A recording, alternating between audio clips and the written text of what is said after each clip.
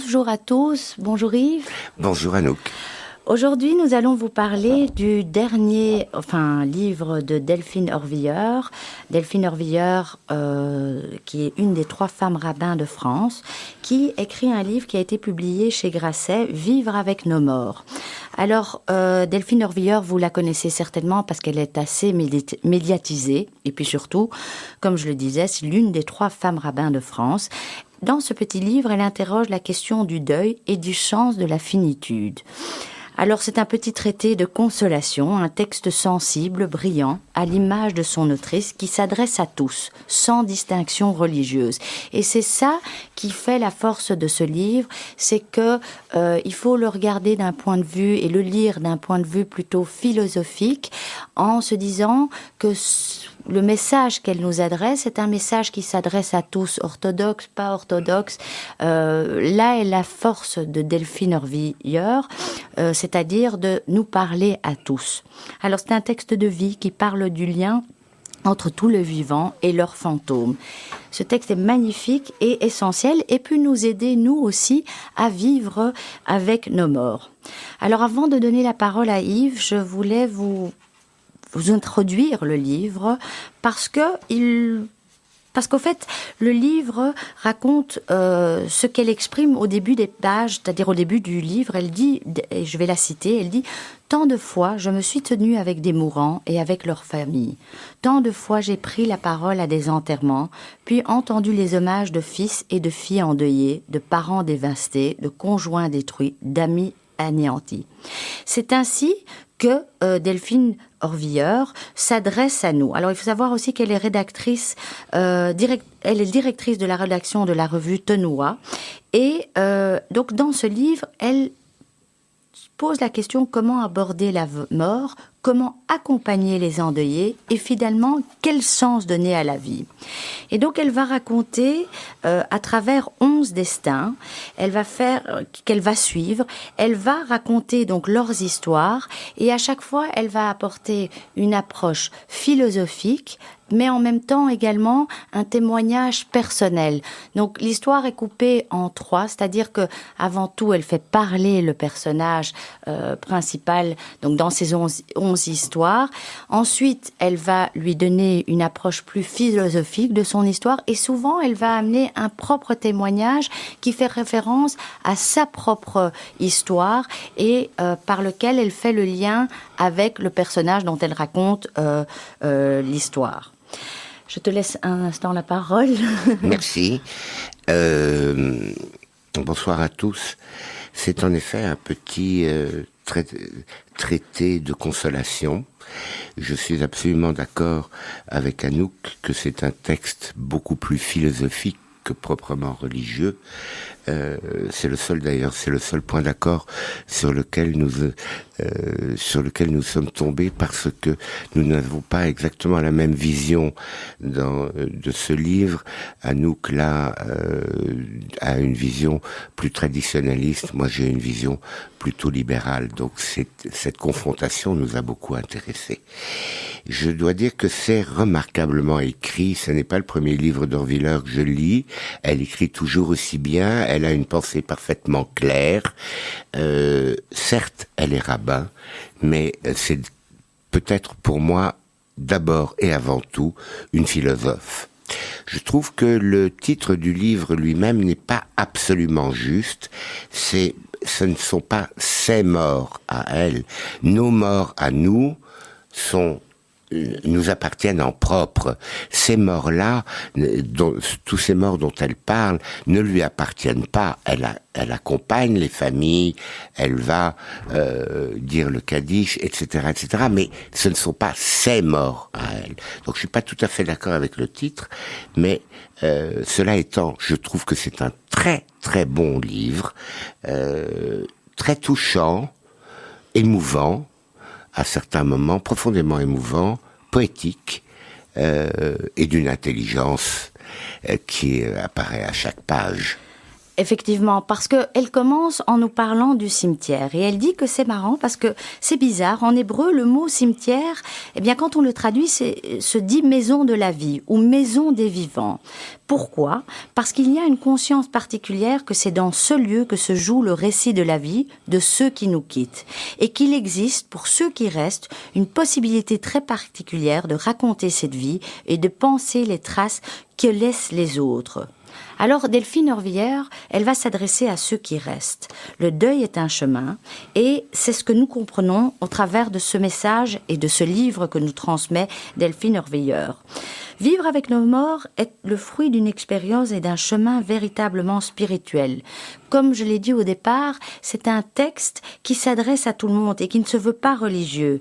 Il vient interroger et ouvrir des voies, mais il n'impose rien. Il ouvre un chemin pour ceux qui restent. Comment appréhender la disparition de nos proches, comment vivre avec, comment les faire même également encore exister malgré qu'ils ne soient pas là, parce qu'elle dit d'ailleurs que nous sommes entourés de fantômes et comment dialoguer avec eux, mais en acceptant bien entendu ce chemin qu'il faut faire qu'est le deuil, mais apprendre à vivre avec ces morts. Et donc elle raconte le destin de 11 personnes. Alors il y a des personnes plus connues, il y a des personnes moins connues. Elle raconte par exemple quand elle a accompagné Lauridette Evans, Simone Veil. Elle a accompagné Simone Veil, et puis elle a également accompagné Elsa Kayat. En effet, Elsa Kayat était la psy de l'équipe de Charlie Hebdo. Et elle raconte donc que quand elle s'est présentée à la famille, on a fait appel à elle, c'est là, je pense, la sœur de Elsa Kayat qui l'a appelée. Et quand cette sœur a présenté Delphine Orvilleur à la famille d'Elsa Kayat, qui était tout à fait athée, elle l'a présentée comme un rabbin laïque. Alors, au départ, ça... Parce qu'il faut remettre ça en 2015, c'était au moment des attentats de Charlie Hebdo, et donc elle s'est dit, mais tiens, on me présente comme rabbin laïque. Et à partir de là, elle s'est dit, mais au fait, c'est ça qui me définit, parce que en se tenant face à la bande de Charlie Hebdo, qui était tout à fait évidemment anticléricale, elle comprend qu'en fait, en fait, elle n'a pas de différence avec ces gens, tous les rassemble, c'est-à-dire que à l'époque, en 2015, il y avait tant de gens qui voulaient nous opposer les uns aux autres, entre les orthodoxes, les moins orthodoxes, les religieux, les moins religieux. Et donc, elle dit, en fait, non, face à l'équipe de Charlie Hebdo, elle comprend que tout les rassemble, que tout nous rassemble, et c'est comme ça qu'elle le dit, et qu'en fait, ils sont du même monde. Et c'est là qu'elle va raconter donc l'histoire, comment elle a accompagné la famille d'Elsa Kayat, qui elle-même était je dirais tout à fait athée, et que elle, en tant que rabbin laïque, a justement accompagné cette famille. Puis elle raconte aussi sa première rencontre avec la mort, où elle était étudiante à Jérusalem et en médecine, et à un certain moment, elle fait une autopsie sur une dame, et elle voit qu'en fait, les ongles sont encore vernis de cette femme. C'est comme si, en fait, ils viennent d'être... c'est-à-dire que le vernis est encore proche, est encore frais sur ses ongles. Et elle dit, au fait, on essaye de tenir la mort en distance, mais finalement, quand elle voit ça, elle comprend à quel point la vie et la mort se tiennent la main quelques instants avant que l'ange de la mort ne passe. Donc, à quel point à quel point le lien entre la vie et la mort sont tellement... ce lien est tellement fort. Oui, étroit. Je suis d'accord avec tout ce que dit Anouk là. Il y a une chose sur laquelle je voudrais revenir. Elle parle du dialogue avec nos morts. Orvilleur parle à la fin de son livre, elle dit les sangs. Et elle fait parfaitement bien comprendre que nous sommes, bien entendu, chacun le sait, le produit de notre éducation, le produit de ce que nous avons vécu, mais nous sommes aussi le produit de l'histoire de nos ancêtres. Et que l'histoire de nos ancêtres continue à vivre en nous, à travers nous, et c'est une idée dont je ne sais pas s'il faut vraiment la qualifier de religieuse. Pour moi, c'est davantage une idée philosophique par laquelle elle explique finalement que la vie ne commence ni ne s'arrête, elle n'est jamais autre chose qu'une très longue continuité. Et ça, ça rencontre, enfin, en lisant ce livre, cette conception qu'elle a de la vie a rencontré la mienne, si j'ose le dire. Je pense que la vie ne s'arrête jamais, elle ne commence pas, elle ne s'arrête pas, elle continue. Et elle continue de génération en génération. Mais, et c'est ce qui est tellement important, c'est que même si elle continue en effet de génération en génération, les générations précédentes restent vivantes en nous. Ancrées en nous. En nous. Je pense, depuis très longtemps, qu'en réalité, nous mourrons 2 fois. Une première fois lorsque nous disparaissons physiquement, et une deuxième fois lorsque ceux que nous avons aimés, ceux qui nous ont aimés, nous ont oubliés. Je crois que la véritable mort, elle est là, dans l'oubli, et beaucoup plus encore que dans l'absence, si je puis dire. Alors c'est vrai que quand Yves disait que nous avons, c'est vrai que Yves est plus laïque que moi, et moi je suis vraiment en admiration devant cette femme, même si j'avoue avoir un problème avec le fait qu'elle soit une femme rabbin. Mais finalement, ce qu'elle fait, j'aime sa philosophie, c'est-à-dire que Delphine Orvilleur, elle dit être rabbin, c'est vivre avec la mort de celle des autres, celle des vôtres, mais c'est surtout transmuer cette mort en leçon de vie pour ceux qui restent. Je la cite, savoir raconter ce qui fut 1000 fois dit, mais donner à celui qui entend l'histoire pour la première fois des clés inédites pour appréhender la sienne. Telle est ma fonction. Je me tiens aux côtés d'hommes et de femmes qui, au moment charnière de leur vie, ont besoin de récits. Et alors elle raconte justement une histoire où elle dit justement donc que le rabbin doit être un conteur, et elle raconte l'histoire de Sarah. En fait, c'est son fils qui vient visiter donc Delphine Orvilleur et lui demande d'être son rabbin, pour faire le kaddish pour sa mère morte qui s'appelle Sarah. Alors Sarah, elle a eu une vie de malheur et de misère qui est racontée par son fils, et lorsque Delphine Orvilleur arrive, après qu'elle ait parlé avec ce fils au cimetière, il n'y a que elle et le fils, et elle comprend en fait à quoi elle sert. Ce qu'elle fait, en fait, c'est entendre à cet homme, parce qu'elle va faire un discours, et elle va, en fait, faire entendre à cet homme ce qu'il lui a dit. Mais alors qu'il entend ses propres mots dans la bouche de quelqu'un d'autre, et racontés par quelqu'un d'autre, il peut les vivre autrement. Ils prennent une autre signification. Exactement. Et c'est là où je vous donne par exemple un exemple dans la façon de construire ce roman. Donc, ce livre, c'est pas un roman. Pardon, ce livre, excuse-moi. C'est-à-dire que à la fois, donc, elle raconte l'histoire de Sarah.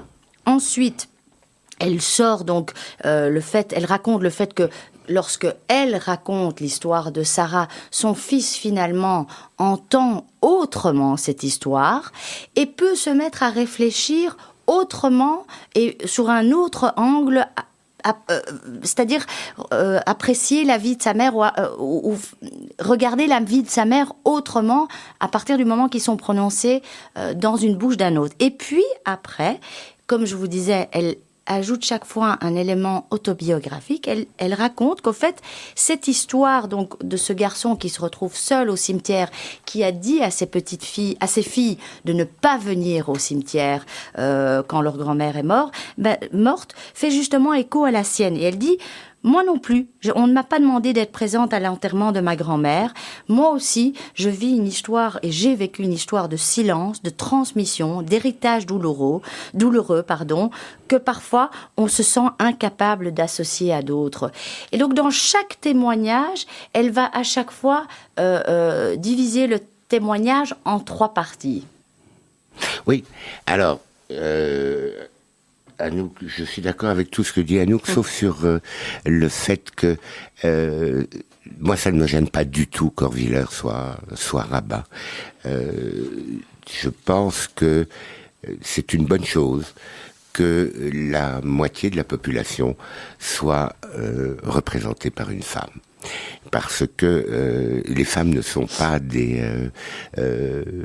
êtres moins que les hommes, ce sont des êtres comme les hommes, des êtres humains, et qui représentent la moitié de la communauté humaine, indépendamment de la communauté juive, et je trouve très très bien qu'elles aient un porte-parole. Il se trouve que ce porte-parole est un porte-parole très libéral, presque athée d'une certaine manière. Oui, parce qu'elle témoigne d'une ouverture d'esprit phénoménale. Absolument phénoménale. Et ce qui m'intéresse chez Horviller, c'est l'ouverture d'esprit qui est la sienne et qui entre. On comprend qu'elle ait des soucis nombreux avec les autorités juives de France, qui sont beaucoup plus traditionnalistes et qui ne la laissent pas facilement parler. Mais elle s'impose par son ouverture d'esprit, par l'intelligence qui est la sienne, par cette faculté assez impressionnante qu'elle a de raconter des choses difficiles avec des mots très simples. On sent tout au long de ce livre une véritable chaleur humaine chez cette femme. Une fois encore, je l'avais déjà noté dans des livres précédents d'elle, on le sent très bien. Il y a une communauté. Elle n'est pas une étrangère. Totalement une étrangère pour les gens qu'elle accompagne.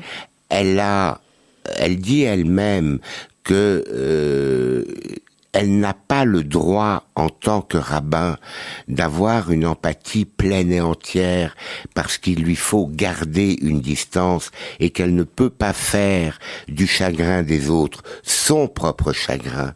Mais même sans empathie, elle a une véritable chaleur. Et puis il y a dedans 2 chapitres, moi, qui m'ont particulièrement ému, qui sont Moïse d'une part, et d'autre part le chapitre consacré à Israël. Et je dois dire que le chapitre consacré à Israël, je suis en train de vous en parler et j'ai des frissons qui me descendent le long de la colonne vertébrale. C'est un chapitre extrêmement touchant. Elle raconte le voyage qu'elle fait avec son amoureux de l'époque de Jérusalem à Tel Aviv pour aller écouter sur la place des rois le discours de Rabin en faveur de la paix et discours à l'issue duquel il a été assassiné.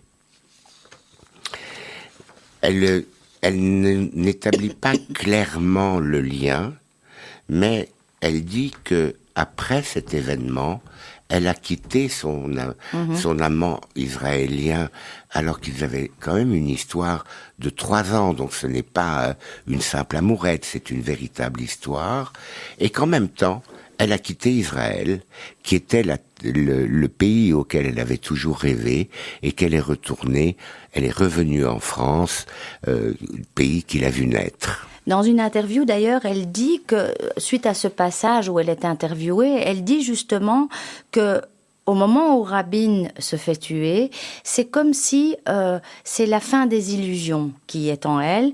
Elle entre dans l'âge adulte. Au fait, elle termine son histoire avec son compagnon, donc c'est terminé entre eux. Et l'histoire individuelle rejoint finalement l'histoire collective. Donc, elle en tire une conclusion, je dirais, un peu comme ça.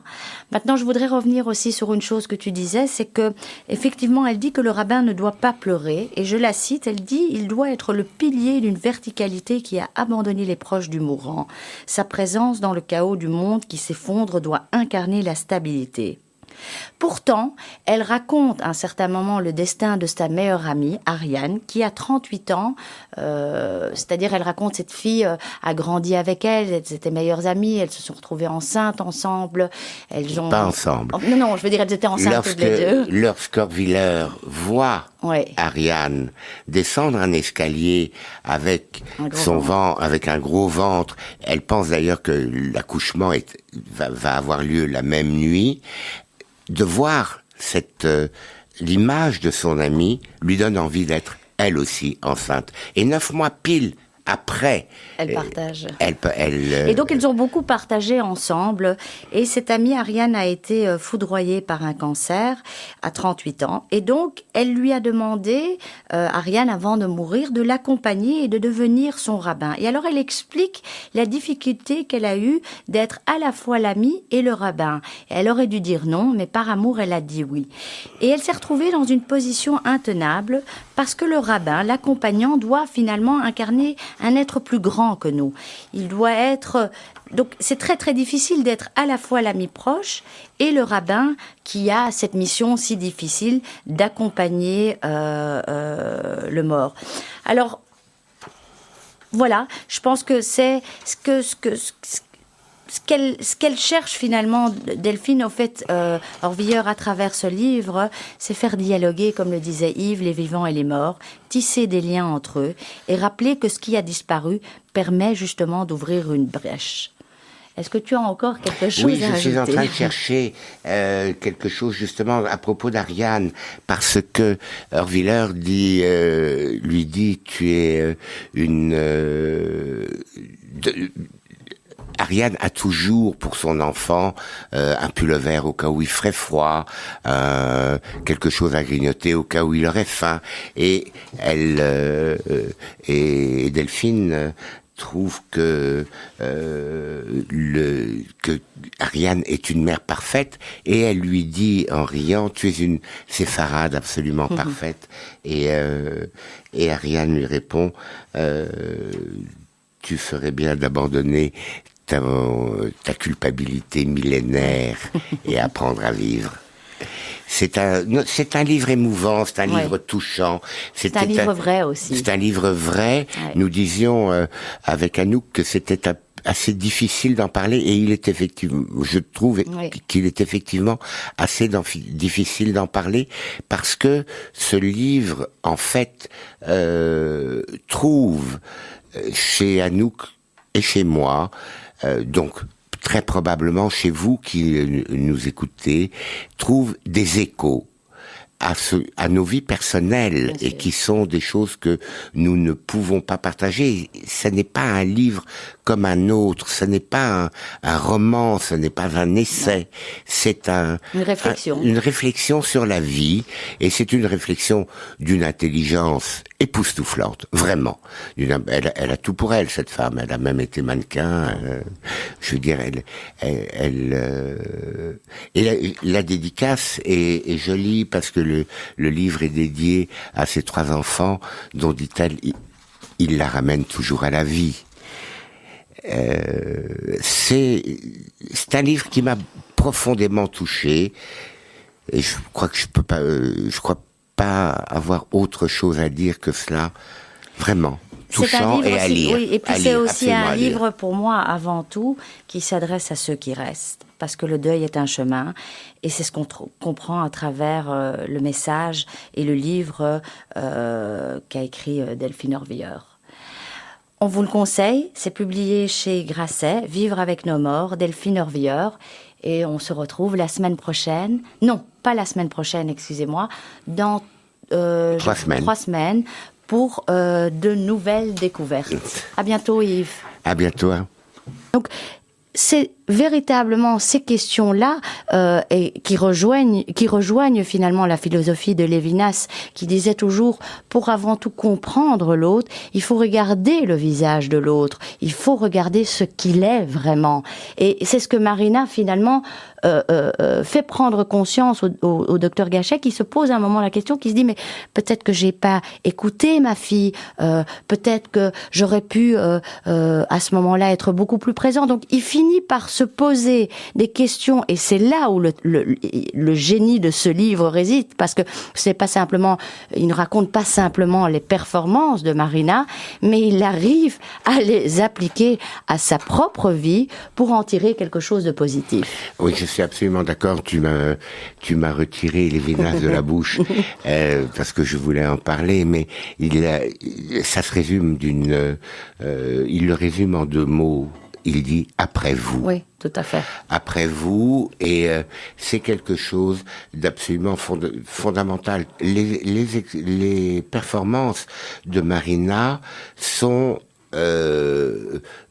sous-tendues par une humanité extrêmement profonde, même si elle s'inflige un certain nombre de choses, elle va utiliser son corps comme le support de ce qu'elle veut montrer. Exactement.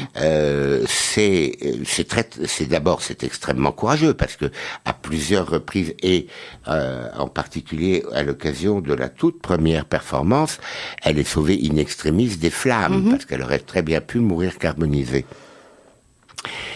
Mais il y a cette capacité à aller vers l'autre, à écouter l'autre, à être dans l'empathie. Mais pas seulement, ça va au-delà, à prendre l'autre en compte. Parce qu'il y a un épisode, Gachet reçoit un gâteau du Secours catholique, où sur la boîte du gâteau, il est écrit « Il n'y a rien de meilleur que de donner ». Et donc, il cherche à qui donner. Et il a le sentiment que tous les malheureux, les SDF de son quartier ont subitement disparu. Finalement, il va laisser le gâteau sur un banc du square de la Trinité, et en repassant 2 ou 3 jours plus tard, il va le voir dans la poubelle. Mais à ce moment-là, il commence véritablement à s'interroger, à se dire, mais les autres aussi existent. Il écrit en toutes lettres, je n'ai jamais fait passer qui que ce soit avant moi. Et à ce moment-là, il se dit il s'est probablement trompé de chemin et que même s'il ne fait pas systématiquement passer l'autre avant lui, l'autre a de toute façon une place dans sa vie et il va le démontrer en accompagnant sa femme voir une exposition en avant-première de Christo à Beaubourg. Il y va en traînant les pieds. Mais à ce moment-là, il comprend encore d'autres choses parce que Christo fait écho à Adamovitch et réciproquement. Écoutez, je voudrais simplement, nous arrivons au bout de l'émission, mais je voudrais simplement vous dire ceci. Nous lisons en moyenne un livre et demi, parfois 2 livres par semaine, Anouk et moi. C'est le meilleur livre que j'ai lu depuis le début de cette année. Ouais, moi aussi. Les vacances arrivent et je suis très content qu'elles arrivent parce que je vais le relire. C'est un livre énorme, énorme. Je vous conseille plus que vivement, avec tout l'amour que j'ai pour les bouquins, s'il n'y en a qu'un seul que vous devez lire au cours de ce premier trimestre, c'est celui-là. Alors moi je voulais encore ajouter une chose, c'est que finalement ce livre insiste et nous montre à quel point aujourd'hui la fermeture de tout ce qui est culture est une catastrophe, parce que finalement à quoi sert l'art? L'art a également une fonction sociale et de nous révéler des choses de la vie que souvent nous ignorons et qui parfois sont devant nos yeux mais que l'on ne voit tout simplement pas. Je vous souhaite une bonne soirée. J'espère que on vous a donné envie de lire oui, il faut le lire, absolument, il faut le lire. Et on se retrouve de toute façon la semaine prochaine. À bientôt.